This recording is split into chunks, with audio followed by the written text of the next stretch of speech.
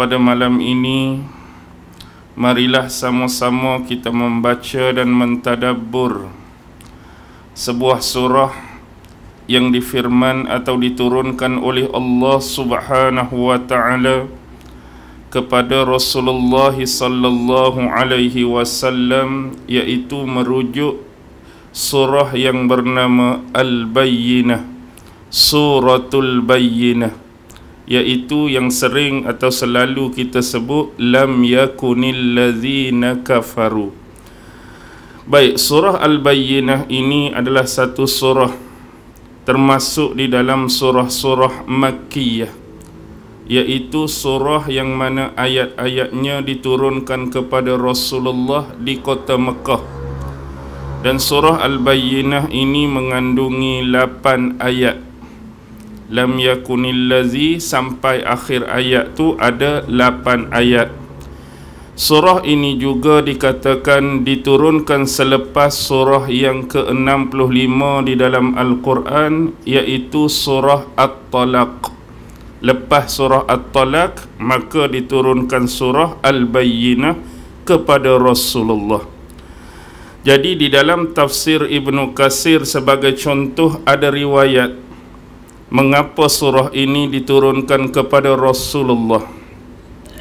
Qala al-Imam Ahmad haddatsana Affan haddatsana Hammad wa huwa ibnu Salamah akhbarana Ali wa huwa ibnu Zaid an Ammar ibnu Abi Ammar qala sami'tu Aba Hayyah al-Badri wa huwa Malik bin Amru bin Thabit al-Ansari qala lamma nazalat hadhihi surah lam yakunil ladzina kafaru min ahlil kitab ila akhiriha qala Jibril alaihi salatu wassalam ya Rasulullah inna rabbaka ya'muruka an tukri'aha ubaya faqala an-nabiy sallallahu alaihi wasallam li Ubay inna Jibril amarani an ukri'aka hadhihi surah faqala Ubay wa qad zukirtu samma ya Rasulullah qala na'am qala fabaka Ubay. Telah berkata Imam Bukhari di dalam kitabnya Musnad Imam Ahmad, haddatsana Affan, telah menceritakan kepada kami seorang perawi yang bernama Affan. Haddatsana Hammad wa huwa ibnu Salamah, menceritakan kepada kami Hammad bin Salamah. Akhbarana Ali wa huwa ibnu Zaid, mengkhabarkan kepada kami Ali ibnu Zaid daripada Ammar bin Abi Ammar. Beliau berkata, sami'tu, sesungguhnya aku telah mendengar Aba Hayyah al-Badri. Aba Hayyah al-Badri merujuk kepada seorang individu yang bernama Malik bin Amru bin Thabit al-Ansari.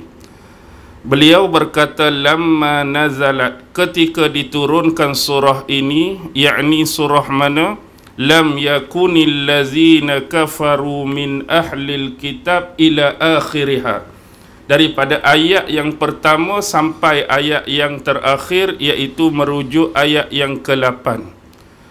Berkata Jibril alaihi salatu wassalam, ya Rasulullah, wahai Rasulullah, inna rabbaka ya'muruka, sesungguhnya Tuhanmu telah memerintahkan kepadamu antukri'aha ubaya, supaya membacakan surah ini, yakni surah Al-Bayyinah, kepada Ubay. Ubay di sini merujuk kepada sahabat Nabi yang bernama Ubay bin Ka'ab radhiyallahu ta'ala anhu.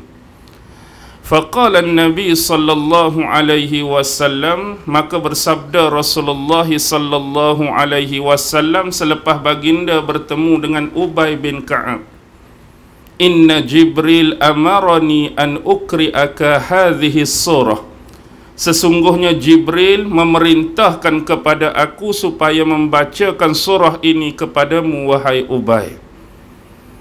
Faqala Ubay, lalu Ubay berkata, wa qad zukirtu samma ya Rasulullah, adakah nama aku disebutkan wahai Rasulullah? Qala na'am, benar. Qala fabaka Ubay, dan Rasulullah berkata ketika itu menangislah Ubay kerana begitu sedih dan terharu kerana adanya satu surah yang khusus daripada Allah supaya Nabi Muhammad menceritakan mengenainya. Jadi surah ini Al-Bayyinah memang dikhususkan kepada sahabat yang bernama Ubay. Bukan sahaja kita dapati hadis-hadis berkenaan di dalam tafsir Ibnu Katsir.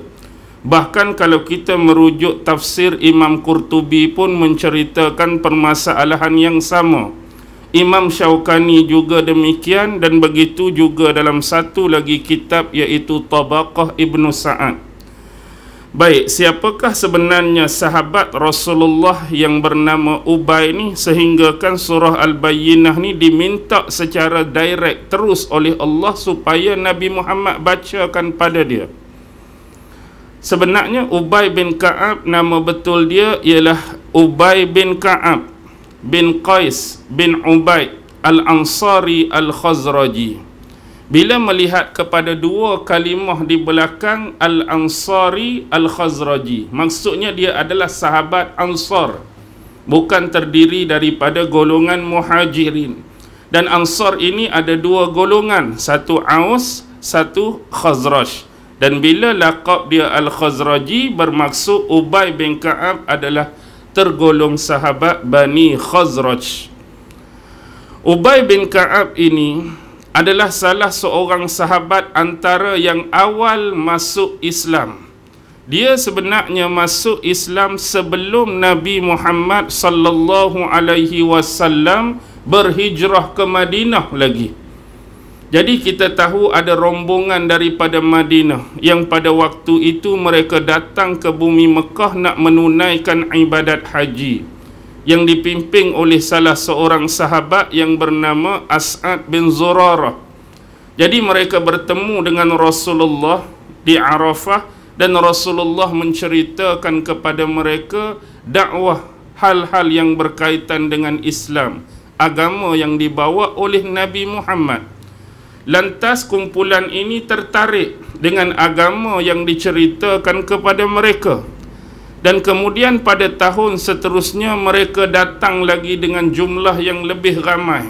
Lalu terjadilah perjanjian Aqabah yang pertama. Lalu tahun seterusnya mereka datang lagi dengan jumlah yang lebih ramai.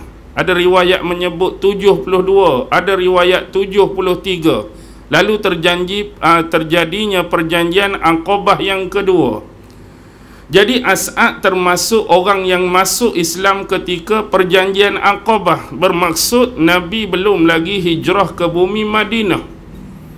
Dia asalnya dia nak jadi masuk Islam ini kerana kalau kita tengok ayat-ayat yang diturunkan di dalam surah Al-Bayyinah memang tepat mengenai kepada condition, keadaan sahabat yang bernama Ubay ni. Kerana Ubay ni hampir-hampir kehidupan dia sewaktu zaman jahiliyah dulu mirip persis kepada hidup Nabi Muhammad sallallahu alaihi wasallam. Sebab di bumi Madinah dia ada dua golongan. Pertama ialah golongan-golongan Arab, termasuk Arab Badui yang masih lagi sama kontak dia dengan Arab musyrikin di Mekah. Sebahagian mereka masih ada lagi yang beragama paganisme, iaitu menyembah berhala-berhala.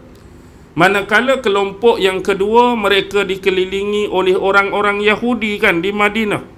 Ada Yahudi Bani Qainuqa, ada Yahudi Bani Quraizah, ada Yahudi Bani Nadir. Jadi kehidupan Ubay bin Ka'ab ni adalah mencari kehidupan, mencari pencipta yang sebenar. Sebab tu kita jarang melihat Ubay bin Ka'ab ni dia bersama dalam kerumunan dan kawanan masyarakat. Kehidupan Ubay dia lebih suka menyendiri. Dan pada waktu petang hari nak maghrib, nak gelap, dia akan pi sorang-sorang naik ke atas sebuah bukit. Di bukit ni lah dia nak tengok keindahan ciptaan alam. sambil akal dia bergerak berfikir, siapakah sebenarnya yang mengatur alam semesta ni? Siapa pencipta sebenar kepada alam semesta ni?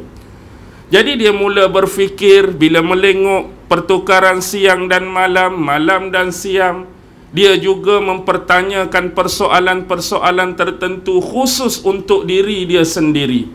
Siapakah yang menurunkan hujan? Siapakah yang menggerakkan angin? Siapakah yang memacak gunung ganang dan segala keindahan? Siapakah yang menumbuhkan tumbuhan-tumbuhan? Jadi kehidupan dia seperti ini. Sebab itulah saya habaq sama seperti awal kehidupan Rasulullah, mencari kebenaran dalam diri sendiri.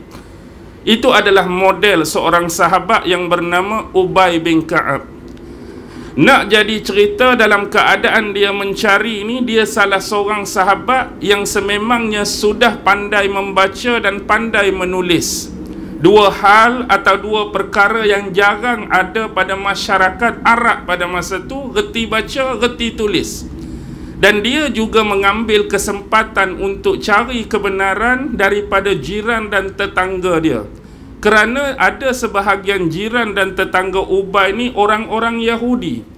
Jadi dia berkesempatan mengambil lembaran-lembaran berisi ajaran-ajaran ataupun ayat-ayat Taurat daripada jiran dan tetangga dia. Dia duk baca, dia duk teliti nak cari kebenaran ni. Tapi dalam keadaan tu dia tak terpengaruh, dia tak tersimpang daripada corak dan bentuk pemikiran Yahudi. Dan dia baca pun dia masih belum berasa puas dalam jiwa dan batin dia. Akhirnya secara ringkas, pada satu hari Ubay bin Ka'ab balik ke rumah dia. Tiba-tiba sampai dekat rumah dia, dia tengok ada beberapa orang lelaki sedang duduk di beranda rumah dia, sedang membincangkan sesuatu. Lalu termasuk salah seorang di situ ialah sahabat besar Sa'ad bin Rabi'. Sa'ad kata sesungguhnya di Mekah sudah ada seorang lelaki yang mengaku dirinya sebagai Rasul. Dia memerintahkan orang-orang di sana supaya meninggalkan dan memecahkan berhala-berhala mereka. Jadi bila dengar perkataan Sa'ad bin Rabi' ni, rasa tertarik di hati Ubay bin Ka'ab. Dah ada seorang Nabi duduk di Mekah, dia suruh orang di sana ni meninggalkan berhala. Dia suruh orang pecahkan patung-patung berhala mereka ni, menarik perhatian dia. Lalu dia tanya siapakah lelaki tersebut. Lalu Sa'ad bin Rabi' ceritalah lelaki tu duduk di Mekah sekian-sekian, tapi salah seorang sahabat dia dah dihantar ke tempat kita. Dan kita tahu utusan yang dihantar Nabi atas permintaan As'ad bin Zurarah ialah Mus'ab bin Umair, duta dan delegasi pertama Rasulullah hantar sebelum Rasulullah hijrah. Jadi duduk mana lelaki tu, sahabat Nabi tu? Dia duduk di rumah As'ad. Maka lagi tak sabarlah jiwa dia nak tahu berkenaan ajaran dan agama yang dibawa oleh lelaki yang mengaku Nabi dan Rasul tadi. Dia pergi rumah As'ad, lalu di sinilah dia belajar mengenai Islam menerusi sahabat Nabi tadi, Mus'ab bin Umair. Lalu selepas itulah terjadi perjanjian Aqabah yang kedua tu, dia pergi, dia masuk Islam di tangan Rasulullah sallallahu alaihi wasallam. Dia belajar dengan sahabat Nabi. Dan Ubay bin Ka'ab ni adalah sahabat yang hebat, sehingga di sisi Rasulullah dia dikenali sebagai Qari'ul Ummah, iaitu qari bagi ummah ini ialah Ubay bin Ka'ab. Sebab dia mempunyai kefasihan dalam bacaan Al-Quran, dan dia juga hafal Al-Quran dan banyak mengerti berkaitan dengan ilmu-ilmu Al-Quran. Bahkan ada hadis yang disabdakan oleh Nabi Muhammad sallallahu alaihi wasallam, pelajarilah Al-Quran, ambillah ilmu Al-Quran ini daripada 4 orang. Nabi kata kalau nak belajar Al-Quran, nak ambil ilmu Al-Quran, ambil daripada 4 orang ni. Pertama ialah Abdullah ibnu Mas'ud, Nabi kata. Yang kedua ialah Ubay bin Ka'ab, sahabat yang kita cerita ni. Yang ketiga Mu'az bin Jabal.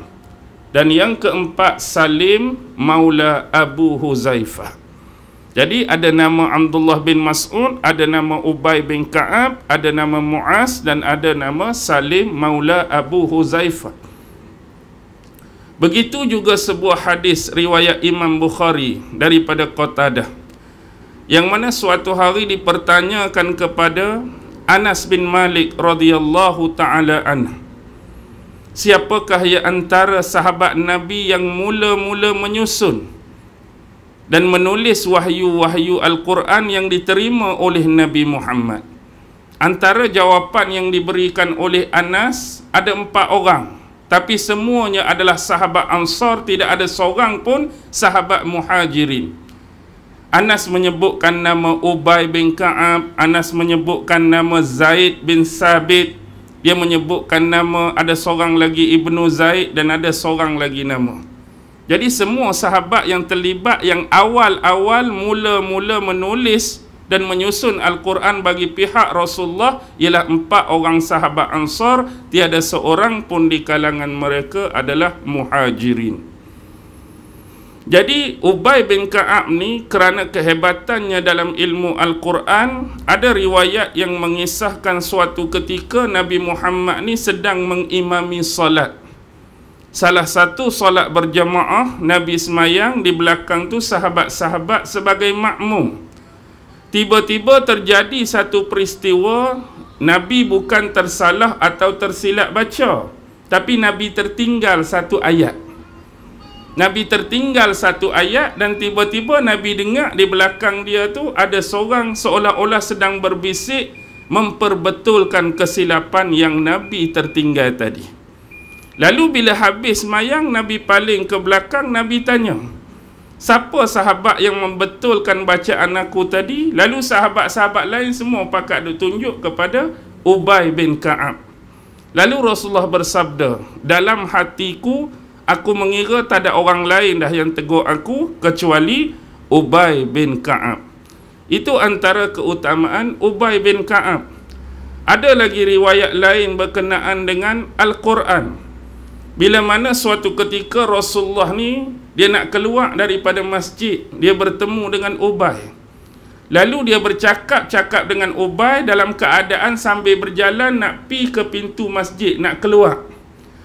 Lalu Rasulullah tanya dia, wahai Ubay, di dalam Al-Quran adanya satu surah yang tidak ada misalnya di dalam At-Taurah, dan satu surah ni tidak ada misalnya di dalam Taurat dan di dalam Injil, dan satu surah ini tidak menyamai mana-mana surah di dalam Al-Quran.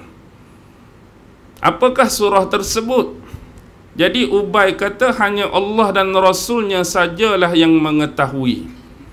Jadi sampai di hujung nak keluar daripada pintu, maka Ubay bertanya, wahai Rasulullah, sebenarnya surah apa yang kamu nak habaq kat aku tu? Yang kata tak ada misalnya di dalam Taurat, tak ada misalnya di dalam Injil, dan tidak ada perumpamaan persamaan dengan mana-mana surah di dalam Al-Quran. Lalu Rasulullah menjawab, sesungguhnya engkau selalu membacanya di dalam salat. Itulah surah Al-Fatihah. Jadi ada riwayat lain juga menyebut Ubay ni sengaja melambat-lambat melewatkan langkahan kaki dia semata-mata nak dengar Nabi jawab surah mana. Dan ada juga berkaitan dengan ayat, keutamaan ayat. Rasulullah bertanya kepadanya, wahai Abul Munzir. Sebelum saya terlupa, Rasulullah memang panggil dia Abul Munzir, bapa pemberi peringatan. Rasulullah dia bagi gelaran dekat Ubay Abul Munzir, dan dia selalu panggil Ubay Abu Munzir. Kalau sahabat Umar, dia panggil Ubay Abu Tufail, kerana sememangnya Ubay ni ada seorang anak nama Tufail. Jadi Abu Tufail ialah bapa kepada Tufail. Itu antara gelaran-gelaran Rasulullah dan sahabat kepada Ubay bin Ka'ab. Wahai Abul Munzir, tahukah kamu di dalam Al-Quran ada satu ayat yang agung di sisi Allah?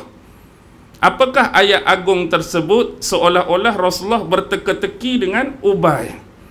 Jadi Ubay atas dasar rendah diri dan mahu beradab dengan Rasulullah, Sememangnya jawapan samalah. Sahabat kalau dipertanyakan Nabi, hanya Allah dan Rasulnya lah yang lebih mengetahui. Tapi Nabi tanya sekali lagi, wahai Abu Munzir, tahukah kamu apakah ayat di dalam Al-Quran yang agung di sisi Allah? Lalu kali kedua dia jawab jawapan yang sama, iaitu hanya Allah dan Rasulnya sahajalah yang mengetahui. Lalu Nabi tanya lagi kali ketiga. Lalu dia menjawab, ayatul kursi. Benarlah kamu wahai Ubay. Lalu Rasulullah ambil tangan dia, dia dekatkan, letakkan pada dada Ubay bin Ka'ab. Sesungguhnya Allah memberkati ilmu yang ada padamu. Kenapa Rasulullah soal 2-3 kali Rasulullah tak berikan jawapan? Rasulullah nak suruh Ubay jawab juga. Kalau dalam konteks yang pertama tadi, bila Ubay tak tahu, Rasulullah jawab surah Al-Fatihah. Tapi hak ni nak suruh Ubay try juga, Ubay cuba juga, last sekali try. Betul, alhamdulillah. Itulah Ubay bin Ka'ab. Dan ada lagi nama-nama Ubay yang disebutkan dalam hadis dan riwayat yang lain. Contoh daripada riwayat Imam At-Tirmizi. Sesungguhnya yang paling penyantun di kalangan umatku ialah Abu Bakar. Merujuk kepada Abu Bakar As-Siddiq. Ni orang yang paling penyantun di kalangan umatku. Dan orang yang paling tegas dalam melaksanakan ajaran-ajaran dan perintah Allah ialah Umar bin Al-Khattab. Manakala di kalangan umatku yang paling jujur dan paling pemalu ialah Utsman bin Affan. Yang paling mengetahui di kalangan sahabatku berkaitan soal halal dan haram ialah Muaz bin Jabal. Yang paling mengerti persoalan ilmu faraid, ilmu pewarisan apa? Pewarisan harta ialah sahabat yang bernama Zaid bin Sabit. Dan yang paling mengerti tentang Al-Quran ialah Ubay bin Ka'ab. Dan terakhir Rasulullah sebut lagi, sesungguhnya pada setiap umat itu ada orang kepercayaan. Dan orang kepercayaan bagi umat ini ialah Abu Ubaidah Al-Jarrah. Jadi sekurang-kurangnya ada 7 nama dengan 7 pattern karakteristik sahabat yang didampingkan dengan nama-nama tadi.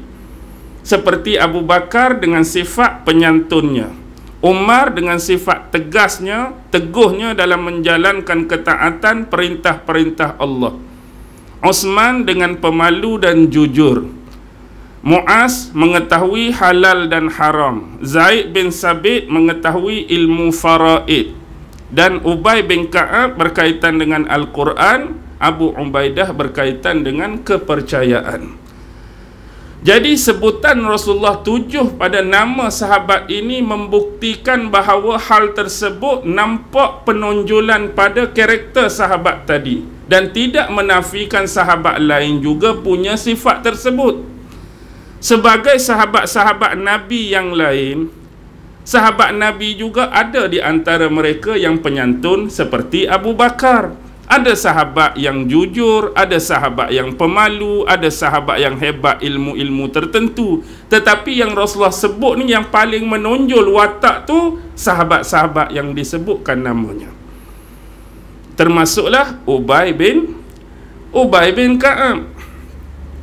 Dan Ubay bin Ka'ab ni juga disaudarakan oleh Rasulullah ketika selepas hijrah itu dengan Sa'id bin Zaid.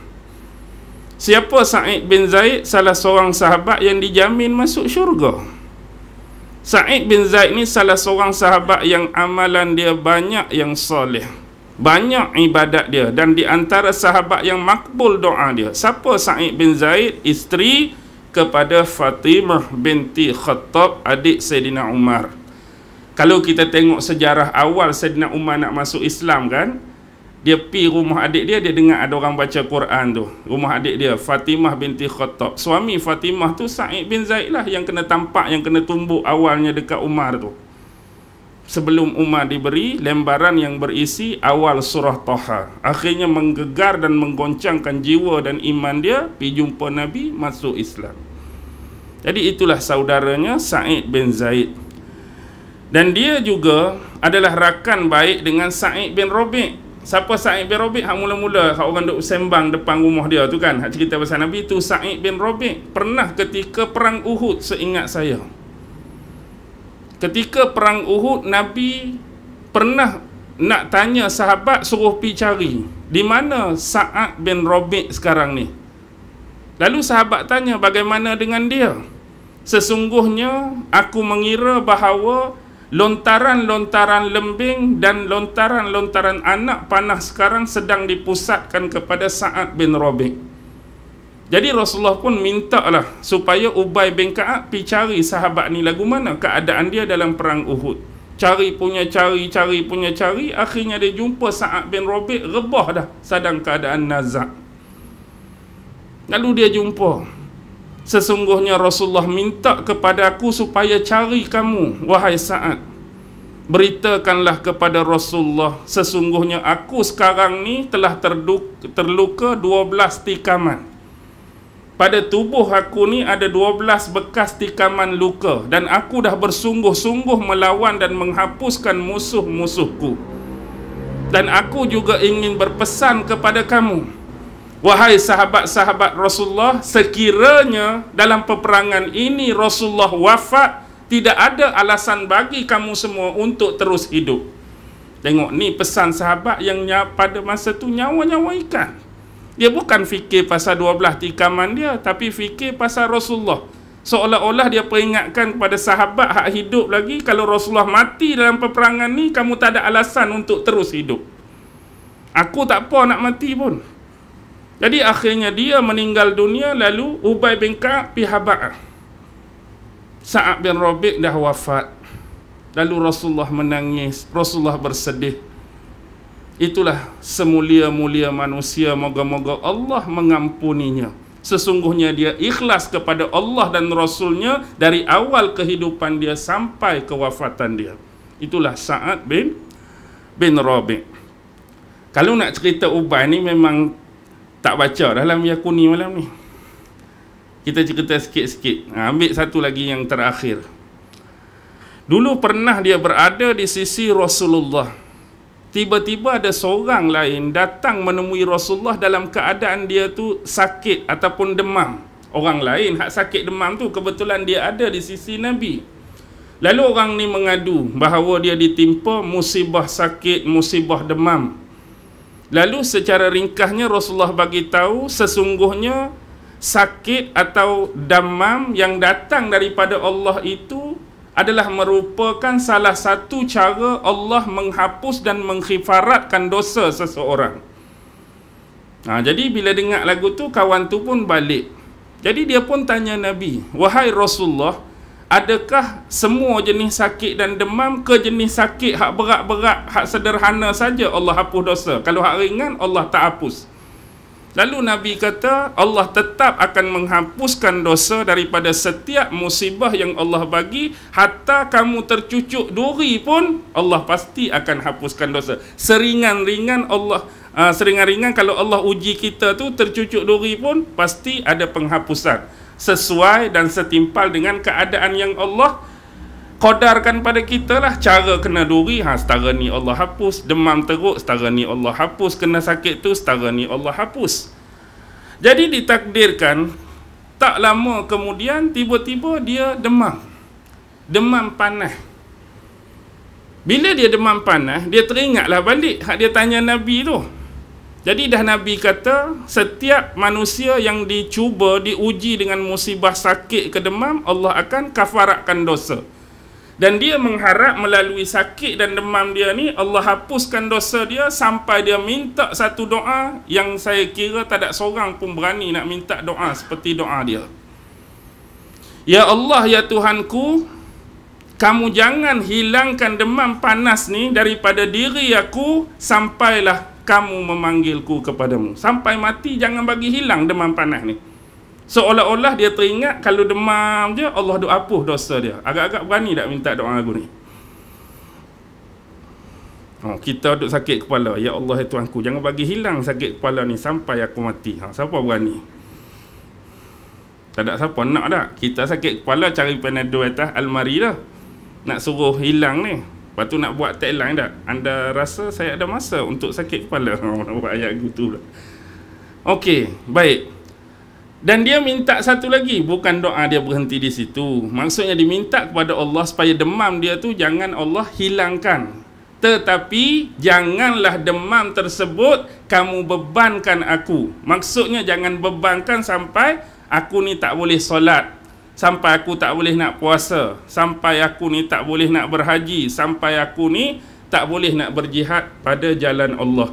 Dengan kata lain, yang dimaksudkan oleh dia, jangan hapuskan demam atau sakit ni, dan janganlah benda yang sama yang aku minta ni menghalangi aku daripada buat ibadah kepadamu.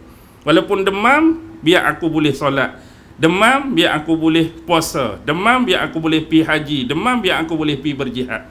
Sebab tu sahabat-sahabat Nabi kalau jumpa dia, bila sentuh tubuh dia, memang panas. Dialah sahabat yang sentiasa panas tubuh dia, Ubay bin Ka'ab. Dan dia termasuk antara Dewan Syura pada zaman Abu Bakar lepas Rasulullah wafat. Lepas Rasulullah wafat, Abu Bakar jadi khalifah dan ada Dewan Syura, majlis penasihat bagi khalifah 7 orang sahabat. Sayyidina Umar, Sayyidina Osman, Sayyidina Ali, Abdul Rahman bin Auf, Muaz bin Jabal, Zaid bin Sabit dan Ubay bin Ka'ab. Dan zaman Umar pun, Umar sentiasa akan minta fatwa daripada 3 orang ni. Pertama ialah Osman, Zaid bin Sabit dan Ubay bin Ka'ab. Dan dia meninggal, saya kira pada zaman Osman. Ada riwayat kata zaman Sayyidina Umar. Sebab ketika zaman Sayyidina Osman, dia masih lagi jadi tim penulis dan penyusunan Mushaf Osmani kan. Zaman Osman dia masih ada lagi. Sebab tu ada juga ulama-ulama yang mengatakan bahawa dia meninggal pada zaman Sayyidina Osman. Okey, itulah sedikit sebanyak yang saya teringat dan boleh cerita kepada tuan-tuan dan puan-puan berkaitan Ubay bin Ka'ab. Banyak lagi lah kisah dia sebenarnya. Jadi kita baca tafsir kita malam ni. Bismillahirrahmanirrahim. لم يكن الذين كفروا من أهل الكتاب والمشركين منفكين حتى تأتيهم البينة. Sesungguhnya orang-orang kafir, alladzina kafaru, orang-orang kafir, min ahlil kitab, daripada golongan ahlil kitab. Bila sebut ahlil kitab, ulama biasa merungkaikan ahlil kitab ni jadi 2 golongan. Pertama ialah golongan-golongan Yahudi yang pernah diturunkan Taurat kepada mereka, iaitu Bani Israel. Dan yang kedua ialah golongan Nasrani yang pernah diturunkan Injil kepada mereka, juga golongan Bani Israel.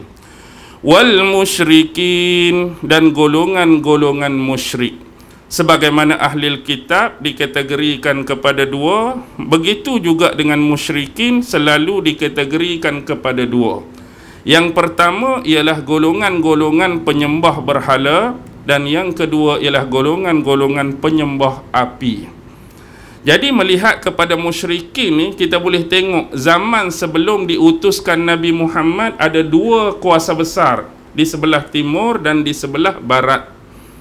Ada satu kerajaan besar Rom, dan yang kedua kerajaan besar Parsi. Rom selalu sinonim dengan apa? Dengan budaya Helenistik.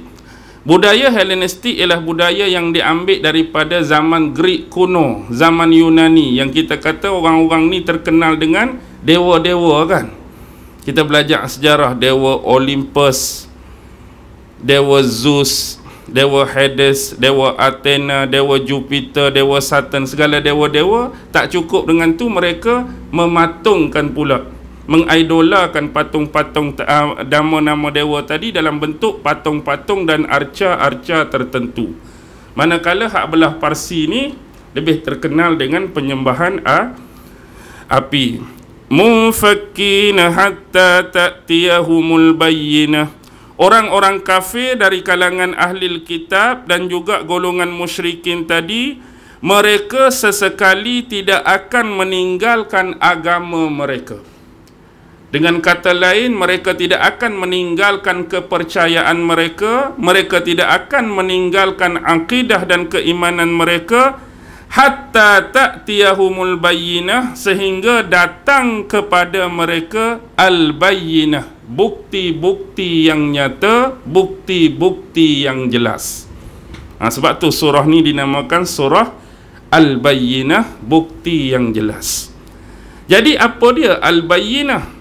Tafsiran bagi al-bayyinah diterangkan dalam ayat kedua dan ayat yang ketiga. Rasulun minallahi yatlu suhufan mutahharah, iaitu seorang rasul yang didatangkan oleh Allah, diutuskan oleh Allah, iaitu merujuk Nabi Muhammad sallallahu alaihi wasallam. Yatlu, tala, yatlu tilawatan, kita sebut tilawah Al-Quran. Apa dia?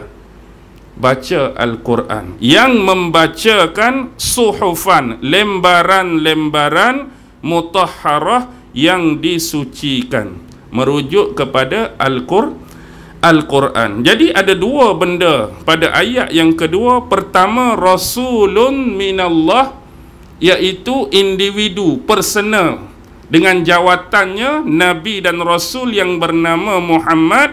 Satu lagi, yang diturunkan wahyu pada dia, yatlu suhufan mutahharah, yang membacakan lembaran-lembaran yang disucikan, iaitu Al-Quran.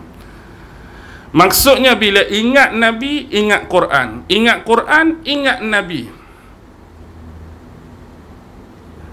Bila mengingatkan kalimah suhufan mutahharah, tentu tuan-tuan pernah baca Abasa wa tawalla, kan? Abasa wa tawalla an ja'ahul a'ma, tu rujuk ayat 13 hingga 16. Fi suhufin mukarramah marfu'atin mutahharah bi aidi safaratin kiramim bararah, kan? Baik. Fi suhufin mukarramah, iaitu di dalam lembaran-lembaran yang dimuliakan oleh Allah. Marfu'atin, yang ditinggikan oleh Allah. Mutahharatin, yang disucikan oleh Allah. Bi aidi safaratin, di tangan penulis-penulis, yakni golongan malaikat. Kiramim bararah, kiramin yang mulia, bararah lagi berbakti kepada Allah subhanahu wa ta'ala. Jadi Imam Qatadah telah menyebutkan bahawa menerusi ayat yang kedua ini, Allah subhanahu wa ta'ala mengucapkan sebutan Al-Quran ini dengan sebaik-baik penyebutan dan memuji Al-Quran dengan sebaik-baik pujian, dengan kalimah suhufan mutahharah, lembaran-lembaran yang disucikan. Fiha kutubun qayyimah, di dalamnya berisi, terkandung kutubun, kitab-kitab, qayyimah, yang lurus, yang adil, yang tidak ada kesilapan padanya. Siapa yang beri pandangan macam ni? Imam Ibn Jarir At-Tabari dan juga Qatadah. Maksud kutubun qayyimah ialah kitab-kitab yang adil, yang lurus, yang tidak ada kesilapan dan kesalahan padanya. Tetapi Zaid Ibn Aslam mengatakan kutubun qayyimah adalah kitab yang adil lagi penuh kesempurnaan. Adil dan penuh kesempurnaan.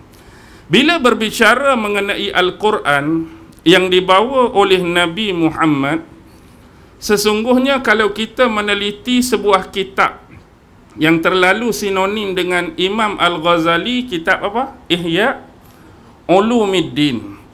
Di dalam kitab Ihya Ulumiddin, bila Imam Ghazali membicarakan tentang konteks bacaan Al-Quran, pada membicarakan tentang ayat yatslunahu haqqa tilawatih, membaca Al-Quran dengan sebenar-benar bacaan.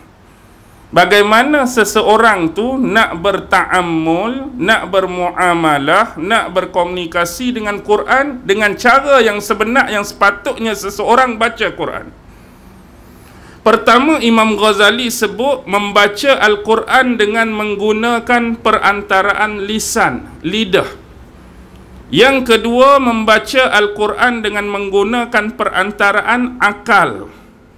Dan yang ketiga, membaca Al-Quran menggunakan perantaraan jiwa, hati dan perasaan, qalb. Baik. Yang pertama, baca dengan perantaraan lidah. Dan inilah yang paling banyak pun cara bacaan pada keumuman masyarakat seperti kita. Sebab Quran ni rata-rata orang baca dengan lidah. Yang dimaksudkan dengan lidah ialah memukul huruf-huruf Al-Quran. Bukan maksud memukul tu ambil rotan pergi pukul, tak. Memukul tu membacalah huruf-huruf Al-Quran bersesuaian dengan makharijil huruf, tempat-tempat keluarnya huruf, susunan dan bentuk barisnya sesuai dan selayaknya bagaimana Al-Quran ni turun mengikut bacaan yang dibaca oleh Rasulullah kepada sahabat. Lebih jauh kita sebutlah, untuk bagi memaksimumkan yang pertama ni, kita kena belajar ilmu makharij huruf, kena belajar ilmu tajwid, kena belajar ilmu tarannum, kena belajar ilmu qiraat yang ada sakut paut pada penyempurnaan bacaan Al-Quran. Tetapi tidak berhentinya sempurna kita baca Al-Quran pada takat tersebut. Yang jadi masalahnya, ramai di antara kita rata-rata seolah-olah bila kita dah kuasai dan memiliki kemahiran berkaitan dengannya, habis dah kita perlu belajar ilmu tentang Quran. Aku makharijul huruf tepat sebutan dia, aku tajwid tak pernah baca salah, aku qiraat memang tip-top, aku tarannum lagu lagi sedap. Lepas tu habis dah belajar. Tu baru seperak, baru sekerat, baru separuh. Tapi bagaimana cara Imam Ghazali membentuk kita agar melatih diri membaca menggunakan akal? Maksudnya lebih jauh, inilah fungsi sebenar mengapa Al-Quran turun pada kita. Untuk difahami. Al-Quran ni bukan turun sekadar untuk baca. Kita tak nafi baca Quran pun confirm dapat pahala. Tapi Al-Quran baca saja-saja, tak ada makna. Al-Quran Allah turun tu untuk kita baca, untuk kita tahu apa kisah dia, untuk kita fikir, untuk kita beramal, untuk kita berinteraksi. Jadi di samping kita baca dengan lidah, otak kita kena bergerak. Maksudnya contoh bila kita baca lam yakunil ladzina kafaru min ahlil kitab, dengan lidah pada bacaan, otak kita pun tangkap. Ayat ni Allah nak cerita pada kita tentang apa? Kenapa ayat ni turun pada Nabi?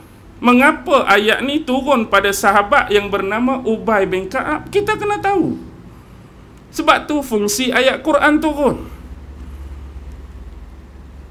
Kita kena tahu, dan nak tahu kita kena mula-mula dimulakan paling common pun dengan bacaan terjemah. Lepas tu cubalah baca tafsir Quran. Pelbagaikan bacaan tafsir supaya kita dapat melihat perbandingan pandangan-pandangan yang dikemukakan oleh ulama berkaitan tafsiran-tafsiran Al-Quran. Dan yang ketiga, baca menggunakan hati, jiwa dan perasaan. Bagaimana kita nak mengambil istifadah, mengambil manfaat, mengambil ibrah, mengambil pengajaran daripada ayat yang kita baca tadi. Yang kedua tu nak suruh faham ayat. Jadi yang ketiga, daripada ayat yang kita faham, apa faedah dalam kehidupan yang kita boleh dapat daripada ayat tadi? Apa faedah cerita yang kita baca dalam Quran tadi nak bawa dalam kehidupan kita? Inilah sebenar-benar cara bacaan Al-Quran yang betul, bukan setakat berhenti pada bacaan semata-mata. Sebab tu Abdullah ibn Mas'ud pun pernah berkata, Al-Quran ni bukan setakat bacaan. Al-Quran bukan dihafal-hafal. Tapi ramai aku melihat orang yang baca dan hafal Al-Quran tetapi mensia-siakan batas-batas Al-Quran. Aku melihat ramai orang baca, ramai orang hafal tetapi mensia-siakan batas-batas Al-Quran. Apa dia maksud dia? Maksud dia orang baca Quran, baca. Orang hafal Quran, hafal. Tetapi adab Al-Quran, akhlak Al-Quran, etika Al-Quran tak hidup pada si pembaca. Tu maksud mengabaikan batas-batas dia. Kita baca Quran, tapi akhlak orang yang baca Quran tu tak sama dengan ayat yang dia baca. Dia baca Quran, tetapi dia tak beradab sama seperti ayat Quran yang minta dia ni beradab. Dia tak beretika sama seperti yang sepatutnya seorang Muslim beretika. Dengan kata lain, baca lain, buat lain. Dah senang. Boleh faham tak? Tu maksud mensia-siakan batas Al-Quran. Jadi sama-samalah kita ambil manfaat, sama-samalah kita ambil pengajaran daripada perkataan-perkataan ulama' dan sahabat besar tadi. Seterusnya,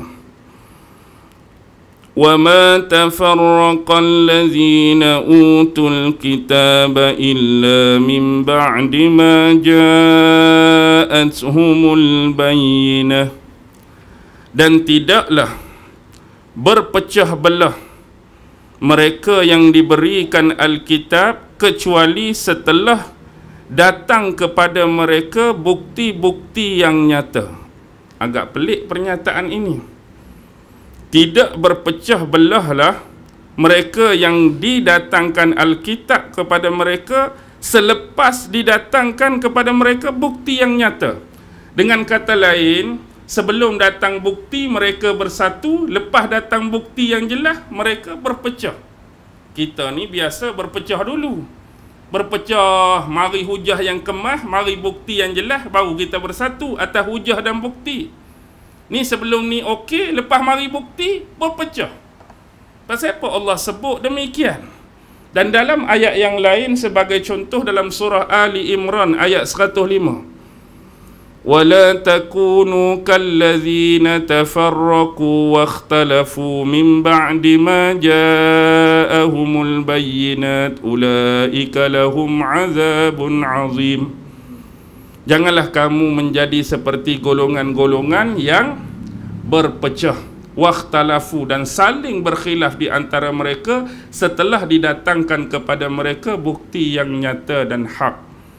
Ulaika lahum azabun azim. Sesungguhnya mereka ini adalah golongan-golongan yang akan ditimpakan azab yang berat di sisi Allah.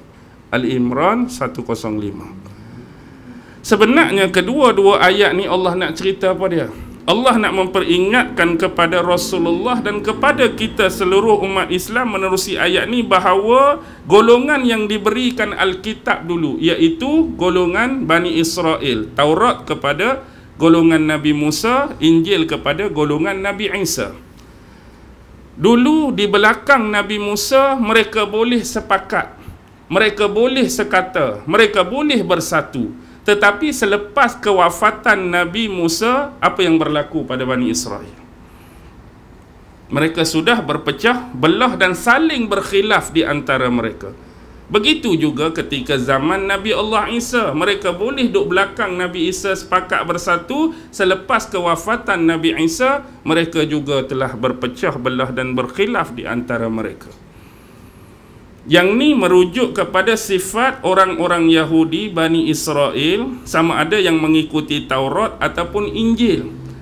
Setelah Allah datangkan apa dia? Bukti-bukti yang nyata, hujah-hujah yang kukuh, lepas tu mereka berpecah. Selepas kewafatan Nabi mereka, apa yang berlaku? Perpecahan ini tiada lain dan tiada bukan, beringat adalah kerana perbezaan dan khilaf pada penghuraian, pada pentafsiran dan pada pentakwilan ayat-ayat tadi. Contoh masa ada Nabi Musa lah jadi penerang. Nabi Musa lah yang memudahkan cara. Nabi Musa lah yang mengeluarkan dan menentukan hukum. Mereka sepakat. Tapi bila Nabi Musa dah meninggalkan mereka, bila baca ayat ni, golongan ni nak faham lagu ni. Golongan ni dia nak faham lagu ni. Golongan ni nak hurai lagu ni, golongan ni nak takwil lagu ni. Nak tanya Nabi-Nabi tak ada dah. Jadi akibatnya apa yang berlaku? Masing-masing menggunakan pentafsiran, penghuraian dan takwilan ikut selera masing-masing dan menganggap di sisi mereka itu adalah yang paling betul dan tepat. Dengan kata lain, makna bagi ayat ni yang paling betul ialah sekian-sekian. Tiba-tiba bagi grup lain, kami berpandangan ayat ni mengatakan macam ni. Sudah. Ni yang jadi celaru ni.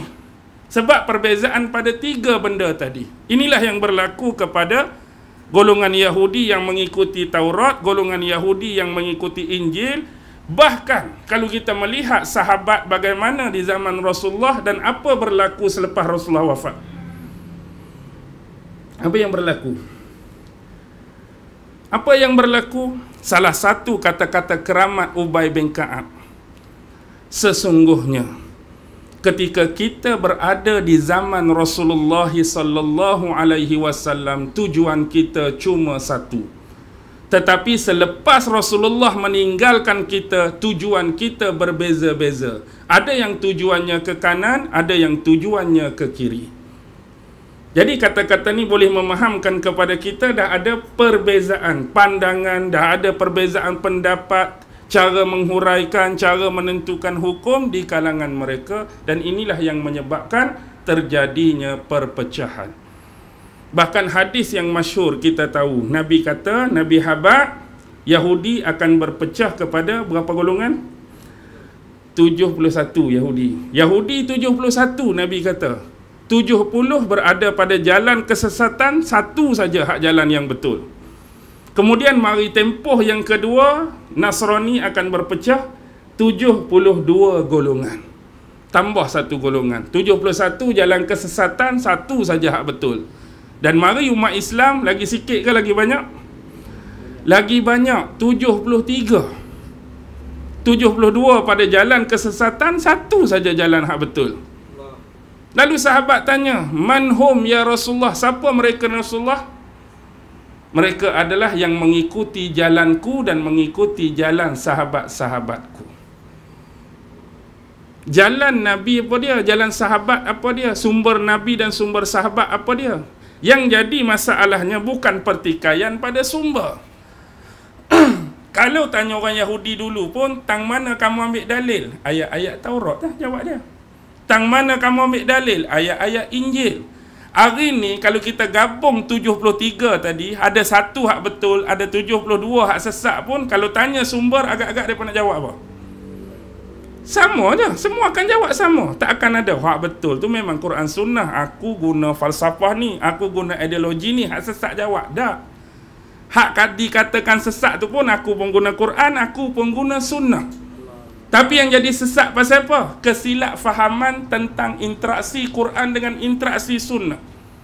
Mereka menghuraikan Quran, mereka mentafsirkan Al-Quran, mereka mentakwilkan Al-Quran dengan cara yang salah. Bukan dengan cara yang Nabi ajak, bukan dengan petunjuk sahabat-sahabat. Benda tu yang duk jadi bergaduh hari ni pun kesilap fahaman tentang benda tadi. Sumber tak ada. Siapa pun orang Islam dia tetap akan kata Quran lah, Sunnah lah. Tapi bagaimana kita berinteraksi, berta'amul dengan cara yang sebenar. Tapi nak kata, nak menolak, nak menindakkan, Nabi dah habaq lagu tu.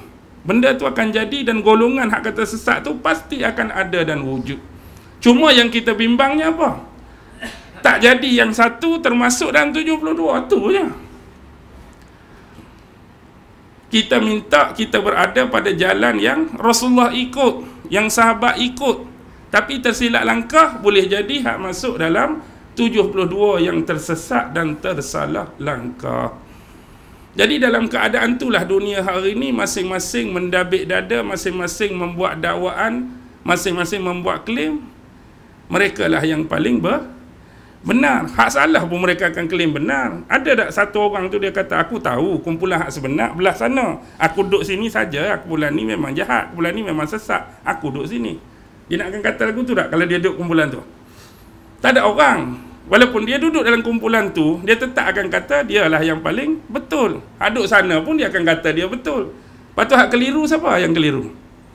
Kita semua, pening aku ni, dia tu pun kata dia betul, hak ni pun kata dia betul. Tu bahagian ni, tu tak bahagian politik lagi. Walaupun saya tak suka bercakap politik dah. Aku dengar ceramah tu, parti dia paling betul. Dengar ceramah ni, parti dia paling tepat. Dengar ni, parti dia paling sahih. Aku tak tahu nak pangkah mana. Contohlah tu. Semua dakwa dia betul. Mana ada dia kata aku duk parti hak melingkup orang, duk parti hak macam ni, duk parti hak teruk, dia tak akan mengaku. Dia tetap akan backup dan mempertahankan sebab dia duduk dalam tu. Tetapi ternyata mungkin di dalam tu adalah kelemahan-kelemahan, ada kekurangan-kekurangan, kebocoran dan ketirisan. Sebagai manusia itulah kesilapan dan kelemahan kita. Baik, teruskan.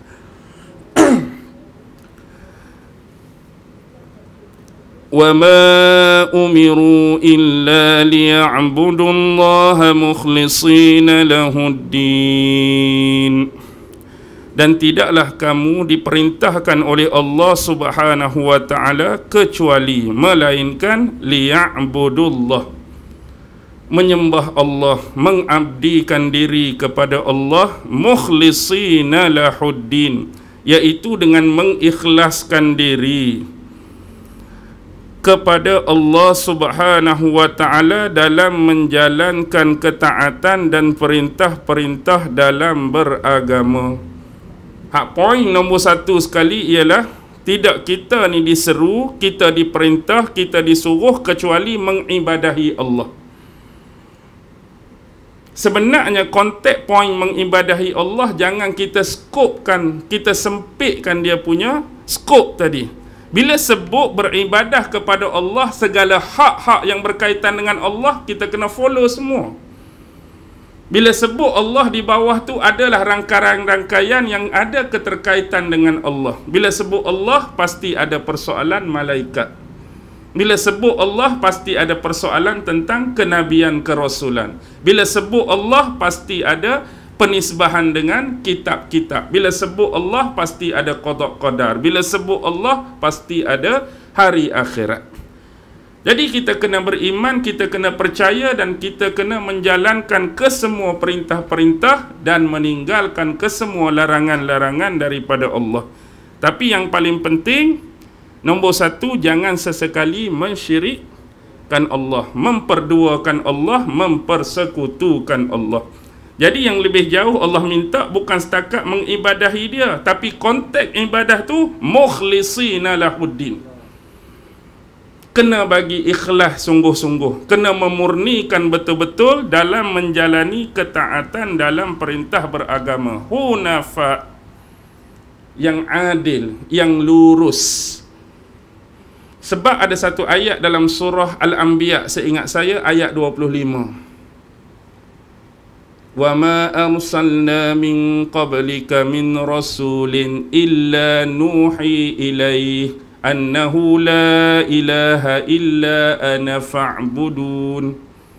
وَمَا أَرْسَلْنَا مِنْ قَبْلِكَ مِنْ رَسُولٍ. Tidaklah kami mengutuskan seorang nabi dan rasul pun sebelum kamu ni, kecuali kami mewahyukan kepada mereka supaya memberitakan tentang apa?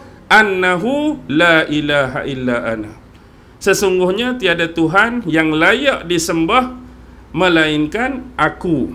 Fa'budun.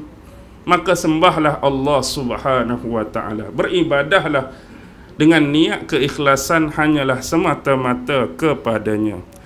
Di samping konteks kepercayaan dan akidah, tengok dia mari dah amalan praktikal. Wa yuqimus salata wa yu'tuz zakah. Allah perintahkan supaya mendirikan semayang dan mengeluarkan zakat. Sebab solat ni dia panggil ibadah badaniyah, ibadah khusus antara individu seorang hamba dengan Tuhan dia. Hak ni kita masing-masing. Bukan masing-masing nak suruh semayang asing-asing, tak. Maksudnya kita dengan Allah bab semayang ni. Kawan tu dia urusan semayang dia dengan Tuhan ni, dia panggil ibadah badaniyah. Jadi bukan setakat semayang. Dah Allah kata dah sebelum tu supaya mengibadahi dia dengan mukhlisin. Maksudnya nak bagi macam mana mukhlisin ibadat solat kita, hak paling payah sekali nak datangkan rasa khusyuk tu lah. Semayang tu semayang dah, wuduk tu wuduk dah, angkat takbir dah. Segala bacaan kita baca, segala perbuatan kita baca, segala rukun kita buat, tetapi tang khusyuk tu yang payah. Nah, tu kita kena belajarlah dengan guru-guru tertentu, terutama yang ada kaitan dengan kitab adab dan juga kita panggil sebagai tasawuf. Bagaimana nak mengendalikan hati, bagaimana nak mengendalikan persoalan-persoalan yang ada kaitan dengan adab. Yang kedua, menunaikan zakat, iaitu ini untuk hubungan komunikasi kita dengan masyarakat, komunikasi kita dengan orang lain. Satu khusus dengan Allah, satu lagi khusus dengan manusia lain, zakat. Sebab itulah zakat dititik beratkan untuk sentiasa tidak terpisah antara golongan yang diberi kelebihan anugerah pada harta dengan golongan yang kurang diberi anugerah pada harta. Si miskin dengan si kaya. Supaya tidak ada jarak. Tak, orang miskin ni tak rasa jauh dengan orang kaya. Nak suruh perasaan mesra antara orang kaya dengan miskin, maka zakatlah ubat yang terbaik, penyucian kepada bentuk-bentuk harta yang diperolehi oleh kita, dikongsikan bersama dengan saudara-saudara kita yang tidak berkuasa ke atas hal tersebut. Rumusan paling mudah, yang kaya wajib bagi zakat, yang miskin wajib terima zakat. Senang. Wadzalika dinul qayyimah, dan itulah agama yang lurus, adil dan penuh kebenaran dan kesempurnaan.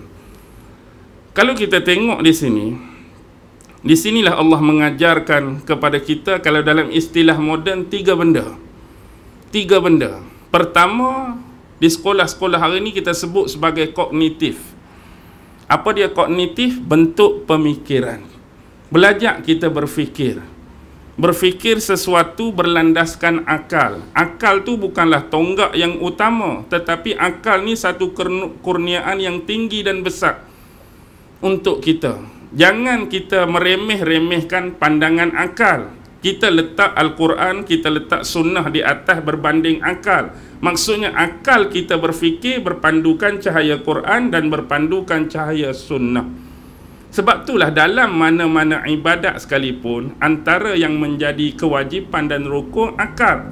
Mesti dalam mana-mana ibadat, pertama Islam, yang kedua berakal. Sebab tu orang gila tidak ditaklifkan.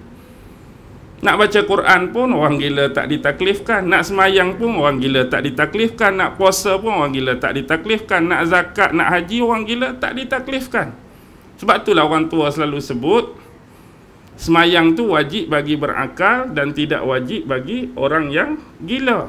Tapi hari ni ramai orang gila kan? Faham ke tak tu? Maksudnya dia berasa dia gila lah tu. Sebab tu semayang tak wajib atas dia. Tu dia tinggal semayang tak semayang tu. Tu sindiran lah, sindiran orang tua. Hari ni ramai orang gila. Bukan gila hak tu gila tak semayang tu lah. Maksudnya orang gila yang tak semayang kan? Okey. Satu kognitif, bentuk pemikiran. Yang kedua dia sebut psikomotor kan. Psikomotor ni apa? Praktikal, amalan. Maksudnya kita berfikir kemudian kita buat apa yang diperintahkan dalam Quran, apa yang diperintahkan dalam sunnah. Dan terakhir kita sebut efektif kan. Satu daya berfikir aras tinggi, nak menyelami apakah hikmah, apakah rahsia yang terkandung di sebalik perintah-perintah dan larangan Allah. Ada rahsia-rahsia dia. Ada setengah orang rasa benda ni tak perlu, cukup kita terima apa yang Allah suruh, apa yang Allah larang kan. Setengah orang berfikir Allah halalkan kita makan daging lembu contoh, Allah haramkan kita makan daging babi, tak payah nak fikir jauh-jauh. Tapi ada orang yang Allah kurniakan akal, dia nak selami rahsia-rahsia tu. Pasal apa Allah halalkan lembu, pasal apa Allah haramkan babi. Dia nak selami rahsia tu. Carilah kalau dia nak cari. Ada setengah orang berpada cukup, ada Allah kata boleh makan, makan. Allah kata tak boleh, tak boleh. Dia cukup dengan lagu tu. Ada setengah orang dia nak kaji, dia nak tahu, dia nak selami kenapa yang ni jadi haram, kenapa yang ni jadi halal. Berkemungkinan ada manfaat-manfaat tertentu di kemudian hari sekiranya ada cabaran-cabaran berbentuk akademik Kadang-kadang orang-orang non-Muslim di luar, golongan Yahudi maybe, golongan Kristian maybe, golongan Orientalis maybe, yang akan menghujam-hujam, mencemuh Islam dengan dalil-dalil tertentu. Orang Islam ni pasal apa tak makan ni? Mungkin ada jawapan yang akan kita temui di sebalik penelitian-penelitian tadi. Berkemungkinan. Okey. Innal ladzina kafaru min ahlil kitab wal musyrikin fi nari jahannam khalidin fiha ulaika hum syarrul bariyah. Ini dalil yang muktamad, dalil yang jelas. Dah ramai orang tanya, apa kesudahan ustaz, orang tu kafir, dia tak beriman, tapi sejak dia lahir sampai dia meninggal, dia asyik buat baik je, adakah dia pergi syurga ke masuk neraka? Sepanjang hidup tu dia kafir, dia tak beriman, tapi dia tak buat jahat. Memang sejak lahir tu dia membesar buat baik, orang tu derma, sedekah, dia buat segala benda kebaikan yang disenangi oleh manusia waktu dia hidup. Tiba-tiba dia mati dalam keadaan tu, takkan dia masuk neraka? Kesianlah kat dia sebab dia duk buat baik. Tapi jelas Allah sebut innal ladzina kafaru min ahlil kitab wal musyrikin fi nari jahannam khalidin fiha ulaika hum syarrul bariyah. Sesungguhnya orang-orang kafir daripada golongan ahlil kitab dan golongan-golongan musyrik, Allah akan meletakkan mereka di dalam neraka Jahannam khalidina fiha, kekal di dalam tersebut. Buat baik macam mana pun, jadi orang kata macam tak fair lah. Sebenarnya jangan kita cakap tak fair. Sebenarnya Allah dah beri balik kebaikan mereka tu sewaktu hayat mereka di dunia. Maksudnya apa nilai kebaikan yang mereka buat tu langsung tak dipandang oleh Allah di akhirat besok, sehingga Allah tak boleh nak meletakkan kebaikan-kebaikan dia untuk dibalas dengan syurga. Memang syarat nombor satu ialah kena beriman. Jangan mensyirikkan Allah. Selagi ada benda-benda tu duduk dalam neraka Jahannam, kekal selama-lamanya. Tetapi apa bentuk kebaikan yang dibalas oleh Allah? Banyak yang mungkin kita tak sedar dan kita tak perasan. Atas dasar kebaikan dia atas dunia, Allah bagi dia kegembiraan hidup di dunia. Mungkin Allah bagi dia sukses dalam kerjaya dan pekerjaan, meniaga maju, meniaga untung, tu Allah bagi kat dunia. Dia punyai ahli keluarga yang baik-baik, bapak dia baik, mak dia baik, anak-anak dia baik, anak-anak dia berjaya dalam pelajaran, isteri dia berjaya dalam kerjaya, dia dikelilingi sahabat-sahabat yang baik. Allah balas dalam bentuk tu dah untuk kebaikan dia atas dunia. Segala yang menyenangkan hati dia. Tapi untuk akhirat, itu saja cara dia beriman kepada Allah Subhanahu wa ta'ala. Itulah kunci dia, syahadah la ilaha illallah Muhammadur Rasulullah. Dan Allah keluarkan mereka ni apa? Ulaika hum syarrul bariyah. Apa dia syarrul bariyah tuan-tuan? Sejahat-jahat makhluk, seburuk-buruk makhluknya. Orang yang tak beriman ni, walaupun perangai dia elok. Ada juga dulu kes orang tersilap letak nama anak. Dia bukan apa, sebab dia pun tak faham baca Quran, dia dengar kalimah Arab syarrul bariyah. Nampak sedap bunyi kan? Syarrul bariyah, oh bunyi Arab. Jadi letak anak nama syarrul bariyah. Tiba-tiba pergi tanya tuan guru, pergi tanya ustaz, Allah teruk punya makna seburuk-buruk makhluk. Tukar balik. Tukar balik yang mana? Yang ayat seterusnya. Innal ladzina amanu wa 'amilus salihati ulaika hum khairul bariyah. Sesungguhnya orang-orang yang beriman. Ada satu lagi, wa 'amilus salihat. Sebab agama kita tidak mengajarkan keimanan, kepercayaan semata-mata. Tapi dia kena ada dua. Daripada keimanan tadi adanya apa kita panggil? Ibadat. Adanya amalan, adanya praktikal. Bila kita percaya kepada Allah, Allah yang sama yang kita percaya tu suruh kita semayang. Jadi kena semayang lah. Sebab dah kita percaya kat dia, apa yang dia suruh kita kena buat. Ni aku beriman kepada Allah tapi tak payah semayang lagu. Tak kena lagu tu. Aku beriman kepada Allah tapi malas puasa. Jadi isunya Tuhan yang kamu katakan beriman tu, Tuhan tu lah yang suruh semayang, Tuhan tu yang suruh puasa. Tiba-tiba beriman saja pada dia, dia suruh kita tak mau buat. Jadi masih belum melengkapi erti kata keimanan yang sebenar kepada Allah kalau setakat berakidah dan percaya tapi tak buat dalam bentuk amalan. Jadi sebab tu dia kata innallazina amanu wa amilus solihat. Amalan pun amalan soleh ke amalan tak soleh? Amalan hak soleh saja. Ulaika hum khairul bariyah, sebaik-baik makhluk. Pernah ada hadis yang lain bila sahabat bertanya tentang sebaik-baik makhluk dengan seburuk-buruk makhluk. Rasulullah menyebutkan antara sebaik-baik makhluk ialah seseorang yang sedang berada di atas kudanya sambil memegang tali kekang kuda. Keadaan sebaik-baik makhluk tu, dia duduk atas kuda dia, pegang tali kekang kuda, dan bila diumumkan peperangan, maka dia memacu kudanya dengan laju dan masuk dalam medan peperangan dan dia syahid di dalam peperangan tersebut. Perumpamaan orang yang sebaik-baik makhluk. Ada lagi bentuk lain. Dan ada sahabat tanya, seburuk makhluk lagu mana? Nabi jawab apa? Seburuk-buruk makhluk ialah bila dia meminta sesuatu kepada Allah, Allah tak pernah beri setiap permintaan yang dia minta. Maknanya berdoa tak berhenti, satu benda pun Allah tak bagi. Itulah perumpamaan seburuk-buruk makhluk. Ada beberapa hadis yang cerita tentang kaitan syarrul bariyah dengan khairul bariyah. Ayat yang terakhir, jazaohum 'inda rabbihim jannatu 'adnin tajri min tahtihal anharu khalidina fiha abada. Mereka akan menerima apa? Jazaohum, ganjaran di sisi Tuhan mereka, jannatu adnin. Salah satu nama syurga ialah syurga adnin. Bagaimana bentuk dia? Tajri min tahtihal anhar. Di bawah syurga itu mengalirnya anak-anak sungai. Khalidina fiha, dan mereka akan menghuni jannatu adnin itu kekal abadi buat selama-lamanya. Radhiyallahu anhum, Allah redha pada mereka, wa radu'an, dan mereka pun redha pada Allah. Zalika liman khasya rabbah.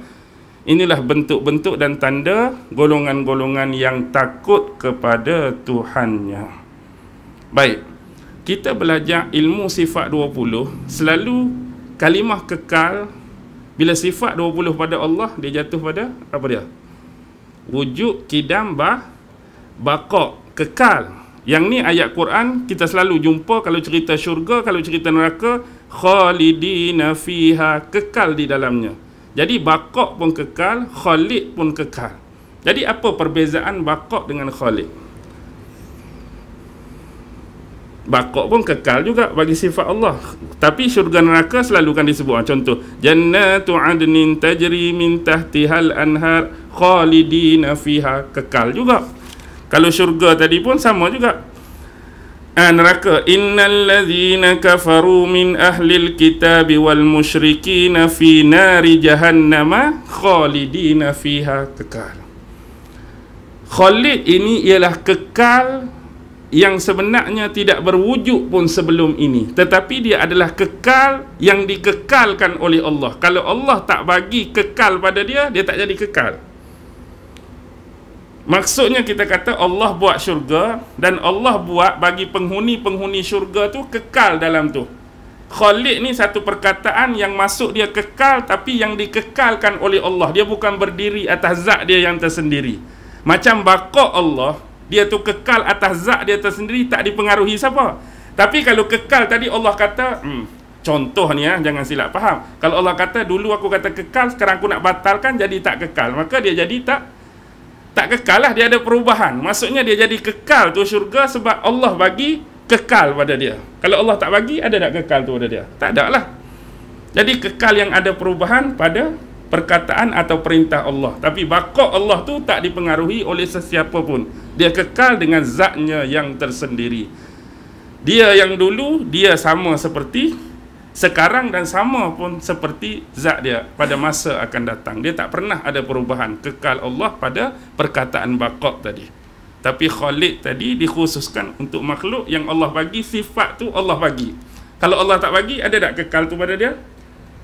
Kalau Allah tak bagi, kekal tu pada syurga, syurga tu akan jadi kekal tak? Tak ada lah. Maksudnya Allah bagi. Contohlah, tu syurga. Kalau Allah kata, okey, aku nak salah seorang hamba aku akan kekalkan hayat dia, maka kekal lah. Saya kekal ni sebab apa? Allah yang bagi. Kalau Allah tak bagi, tak kekal lah. Tapi untuk kes macam ni, kita guna Khalid. Makna dia kekal dalam konteks tadi. Tapi baqa, itulah perbezaan dia. Boleh faham lah? Okey. Boleh faham habislah ayat. Pukul apa dah? 9 lebih. Boleh berhenti dah tu. Okey, boleh faham lah? InsyaAllah, moga-moga daripada 8 ayat yang kita baca secara ringkas, tidak secara detail, mudah-mudahan dapat difahami oleh jemaah sekalian, baik di pihak tuan ataupun puan. Mudah-mudahan Allah sentiasa merahmati kita. Yang terlebih jauh, kita minta kepada Allah, mana-mana kuliah, mana-mana ceramah, Allah bagi kita kefahaman. Allah bagi kita faham apa yang kita dengar, Allah bagi kita faham apa yang diceramahkan ataupun dikuliahkan kepada kita, itu pun sudah cukup baik. Apapun, terbaik tetap datang dari Allah.